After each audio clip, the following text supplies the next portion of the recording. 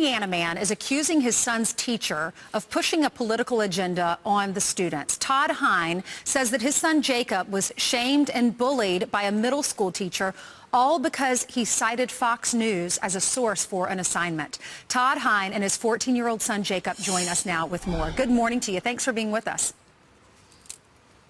Hi, thanks for having us. You're welcome. Yeah, all right, Todd, you're welcome, Jacob. Todd, I'll start with you because I listened to your radio interview. I know you were on with a local reporter, and you were on telling the story of what happened. So tell our viewers at home what the assignment was in this Spanish class. Absolutely. Every week, the students are assigned through Spanish to read any type of current event news article, translate that into Spanish, and then turn that in. This particular incident, his teacher, he turned in an article on the U.S. Navy capturing a UFO on their radar. She came up to him in class in front of everybody and said, I noticed that you cited Fox News on your last article as well, and I want you to know that Fox News is fake news. It's full of lies, and you no longer to use Fox News as a source for any of these assignments. Wow. Obviously, he was embarrassed, scared. She went on to say that she has a new assignment for him. He's not to do the normal homework assignment tonight.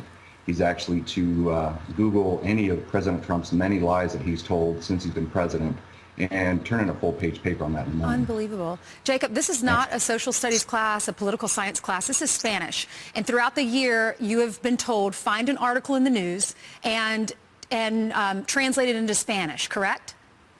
Yeah. Okay, so you do that, and you keep going to Fox News site, our website, and you pull stories off of our site. Has nothing to do with politics. You're just pulling a story. Everyone covered that story. CNN covered it, NBC, USA Today. So it wasn't political. It wasn't about the fact that this teacher didn't believe in UFOs. It was the fact that she doesn't like Fox News, right? Yeah, that is correct. Okay, and did she embarrass you in class? Was this public?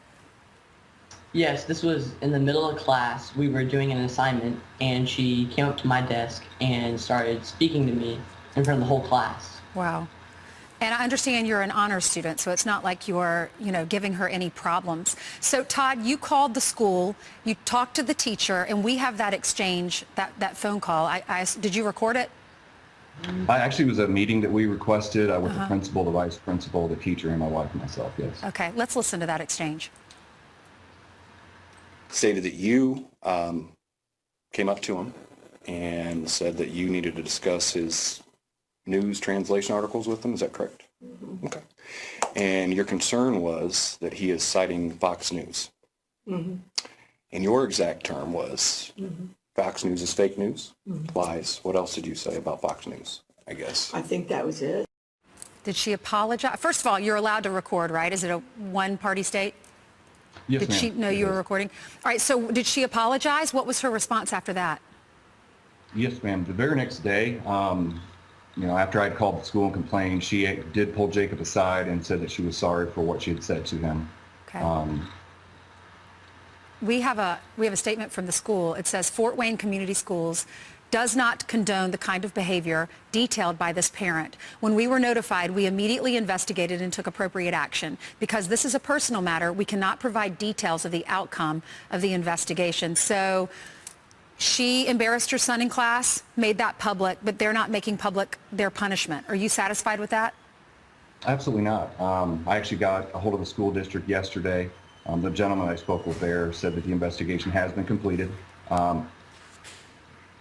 The outcome would not be told to myself or my wife. It was a personnel matter and would be handled internally. Was she fired? No, she was not. I asked him that question. He said no. Jacob, how do you feel?